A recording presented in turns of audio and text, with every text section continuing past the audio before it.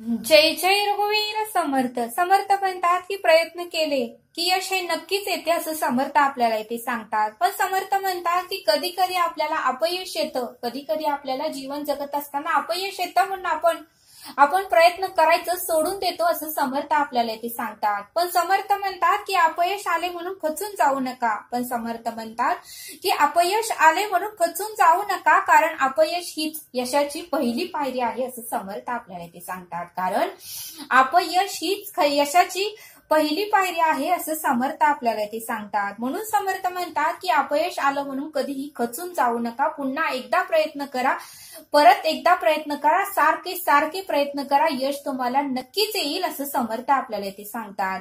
आणि म्हणून समर्थ म्हणतात की गंजून मरण्यापेक्षा झिजून मरण आलेलं कधीही चांगलं असं समर्थ आपल्याला ते सांगतात. गंजून मरण्यापेक्षा झिजून मरण आलेलं कधीही चांगलं असं समर्थ आपल्याला ते सांगतात. म्हणून समर्थ म्हणतात की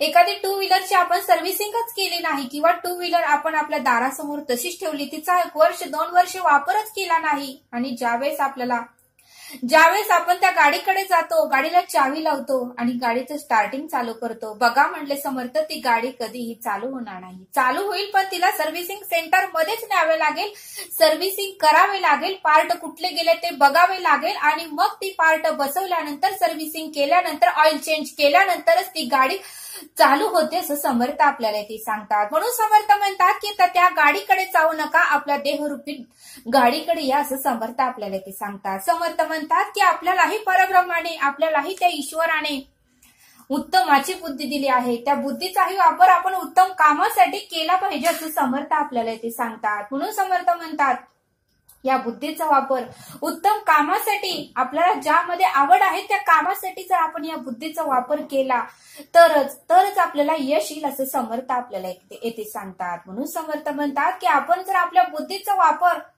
कुठल्याही कामासाठी केलाच नाही तर आपली बुद्धी विचार करून गंजूनच जाईल असं समर्थ आपल्याला येथे सांगतात. म्हणून समर्थ म्हणतात की आपल्या बुद्धीचा वापर आपण कोणत्याही कामासाठी जर या बुद्धीचा वापर केलाच नाही तर आपली बुद्धी ही विचार करून ही गंजून जाईल असं समर्थ आपल्याला ते सांगतात. म्हणून समर्थ म्हणतात की बुद्धीचा वापर हा योग्य कामासाठी आणि योग्य काहीतरी करण्यासाठी वापरा असं समर्थ आपल्याला ते सांगतात. समर्थ म्हणतात की ऊन वारं वादळ पाऊस हे सोसणे ज्याला जमते त्याला यश प्राप्त होतेच असं समर्थ आपल्याला ते सांगतात. समर्थ म्हणतात की जो ऊन म्हणत नाही, जो वारा म्हणत नाही, जो वादळ म्हणत नाही, जो पाऊस म्हणत नाही, जो सोसायटीचा वारा म्हणत नाही, सर्व काही सोसून तो पुढे जातो, त्याला यश हे नक्कीच मिळते असं समर्थ आपल्याला ते सांगतात. पण ते कारण सांगतात की मला ऊन लागतंय, मला उन्हाचा त्रास होतोय, मला वाऱ्याचा त्रास होतोय, वाऱ्याची धुरा माझ्या डोळ्यात जाते, मला वादळांचा त्रास होतोय, मला पावसाचा त्रास होतोय, मला विजेचा त्रास होतोय, तो कधीही आयुष्यामध्ये पुढे जात नाही असं समर्थ आपल्याला ते सांगतात. तो आयुष्यभर फक्त कारणच देतो आणि गंजूनच मरतो असं समर्थ आपल्याला ते सांगतात. म्हणून समर्थ म्हणतात की लाख मोलाचा देह दिला आहे, गंजून मरण्यासाठी नाही तर झिजून मरण्यासाठी, काहीतरी करून दाखवण्यासाठी, अस्तित्व निर्माण करून दाखवण्यासाठी, मरावे परी कीर्ती रूपे उरावे यासाठी हा देह जन्माला घातलेला आहे असं समर्थ आपल्याला ते सांगतात. म्हणून समर्थ म्हणतात की कारण देऊ नका, प्रयत्न करा, यश हे तुम्हाला नक्कीच मिळतं असं समर्थ आपल्याला ते सांगतात. समर्थ म्हणतात की मोठे मोठे राजे यांना सुद्धा अनेक संकटांना, अनेक तुफानाला, वादळांना सामोरे जावं लागलं तरीही त्यांनी हार मानली नाही. समर्थ म्हणतात की छत्रपती शिवाजी महाराजांना जेवढे संघर्ष आले, त्यांच्या आयुष्यामध्ये जेवढी संकट आली, वादळ आली, तुफान आले, तेवढं तर आपल्या आयुष्यामध्ये संकट नाहीत, वादळ नाहीत, तुफान नाहीत, समस्या नाहीत असं समर्थ आपल्याला ते सांगतात. म्हणून समर्थ म्हणतात की संघर्ष जेवढं कराल तेवढंच आयुष्यामध्ये तुम्ही पुढे जाल असं समर्थ आपल्याला ते सांगतात. समर्थ म्हणतात की संत लोकांना जे संघर्ष आले, संत लोकांना जीवन जगत असताना जे संघर्ष आले तेवढे संघर्ष तर आपल्या आयुष्यात नाहीत असं समर्थ आपल्याला ते सांगतात. समर्थ म्हणतात की अहिल्याबाई होळकर, झाशीची राणी लक्ष्मीबाई, सावित्रीबाई फुले, सिंधुताई यांना जेवढे संघर्ष आले तेवढे तर संघर्ष आपल्या आयुष्यात नाहीत असं समर्थ आपल्याला ते सांगतात. म्हणून समर्थ म्हणतात की यांनी जसं सर्व समस्यांना, सर्व संकटांना, सर्व संघर्षांना सामोरे जाऊन यांनी जसं यश मिळवलं, यांनी जसं नाव कमवलं, तसं आपल्यालाही आपल्या घरात तरी नाव कमवता आलं पाहिजे असं समर्थांनी आपल्याला इथे सांगितलं. म्हणून समर्थ म्हणतात की प्रयत्न केले की यश हे सगळ्यांनाच मिळते. प्रयत्न न करताच मला हे जमत नाही, ते जमत नाही, मी काय करू, माझ्याकडे पैसा नाही आणि मला त्रास होतोय, माझी आवड आहे, ती आवड आहे, असं आहे, तसं आहे, जर कारण सांगत बसलो तर यश आपल्याला आयुष्यभर कधीही मिळणार नाही असं समर्थ आपल्याला ते सांगतात. म्हणून समर्थ म्हणतात की कोणालाही बोट दाखवू नका म्हणले समर्थ, की याच्यामुळे मी हे करू शकले नाही, त्याच्यामुळे मी ते करू शकले नाही. कारण आपण समोरच्या व्यक्तीकडे एक बोट करतो, पण बाकीची 4 बोट तर आपल्याकडेच येतात असं समर्थ आपल्याला ते सांगतात. म्हणून समर्थ म्हणतात की आयुष्यामध्ये जर पुढे जायचं असेल तर आपल्याला संघर्षाला, तुफानाला, वादळाला, संकटाला, ऊन, वारा, पाऊस यांना सामोरे जावेच लागते असं समर्थ आपल्याला ते सांगतात. यशाची पायरी एवढीही सोपी नाही की लगेचच आपण यश गाठू शकू. हळूहळू यशाच्या पायऱ्या गाठून आपल्याला यश हे मिळतं असं समर्थ आपल्याला इथे सांगतात. आज तूप खाल्लं की उद्या रूप लगेच येत नाही असं समर्थ आपल्याला इथे सांगतात.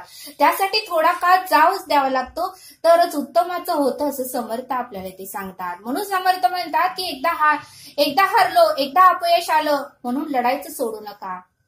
एकदा आपण गाडीवरून पडलो म्हणून गाडी मारायचं सोडू नका, कारण एकदा पडलो म्हणून आपण सारखं तर पडणार नाही. म्हणून समर्थ म्हणतात की एकदा आपण खड्ड्यात पडलो म्हणून चालायचं कधीही सोडू नका, कारण एकदा खड्ड्यात पडलो म्हणून पुन्हा तर आपण खड्ड्यात पडणार नाही ना.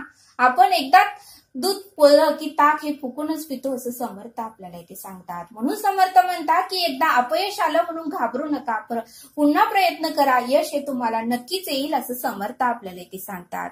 समर्थ आपल्याला एक बोध सांगतात. समर्थ म्हणतात की एका गावामध्ये पावसाळ्याचे दिवस होते आणि तेथे भरपूर असे बेडके होते. त्यावेळी सगळे बेडकं असं उड्या मारत होते आणि त्यातले 4 बेडकं अचानकपणे एका खड्ड्यामध्ये पडले. त्यावेळेस बाकीची बेडकं म्हणायला लागली, आता तुम्ही खड्ड्यातून कसे वर येणार. त्यातील एक कसा तरी प्रयत्न करून बाहेर आला, दुसराही बाहेर आला. असं करत करत 2 बेडकं बाहेर आली, पण 2 बेडकं मात्र खड्ड्यातच होती. बाकीचे बेडकं म्हणायला लागले, आता कसं काय करायचं, तुम्ही प्रयत्न करा, तुम्ही येचाल. त्यातला तिसरा बेडूकही प्रयत्न करून बाहेर आला, पण चौथा मात्र तसाच राहिला. चौथ्यानं खूप प्रयत्न केले, पण तो सारखं खालीच पडत होता. पण मात्र खड्ड्यात पडलेल्या बेडकाचे मित्र मात्र शांत बसले होते. पण खड्ड्यात पडलेल्या बेडकाची विरुद्ध पार्टी मात्र त्याला खिजवत होती, कारण आता तू खितपत तिथेच पडणार आहे, तुझा अंत आता त्या खड्ड्यातच होणार आहे, तू कधीही वर येणार नाही असं त्या खड्ड्यात पडलेल्या बेडकाला विरुद्ध पार्टी म्हणजे त्याचे मित्र नसणारे बेडकं त्याला बोलत होते की तू आता तिथेच राहणार आहेस, आता तुझा अंत तिथेच होणार आहे, तुझा काहीही उपयोग नाही, तू वरती कधी येणार नाही. पण खड्ड्यात पडलेले बेडकाचे चांगले मित्र मात्र शांत बसले होते. आणि मग मात्र असं करत थोड्या वेळाने मात्र खड्ड्यात पडलेला बेडूकही हळूहळू करत वरती आला. मग मात्र खड्ड्यात पडलेल्या बेडकाचे विरुद्ध पार्टीचे मात्र मान खाली घालू लागले. आणि मग मात्र खड्ड्यात पडलेल्या बेडकाचे विरुद्ध बेडके त्या शांत बसलेल्या मित्रांकडे गेले आणि त्यांना म्हणाले, अहो आम्ही एवढं ओरडत होतो, एवढं आम्ही त्याला सांगत होतो की तुझा अंत आता खड्ड्यातच आहे, त्यावेळेस तुम्ही मात्र शांत कसे बसलास. त्यावेळेस त्या खड्ड्यात पडलेल्या बेडकाचे चांगले मित्र म्हणाले, कारण आम्हाला आमच्या मित्राचा स्वभाव माहित होता, त्याला दोन्हीही कानाने ऐकू येत नव्हतं, मग आम्ही बडबडत तर काय उपयोग, त्या बेडकाला काय ऐकू जाणार, म्हणून आम्ही शांत बसलो.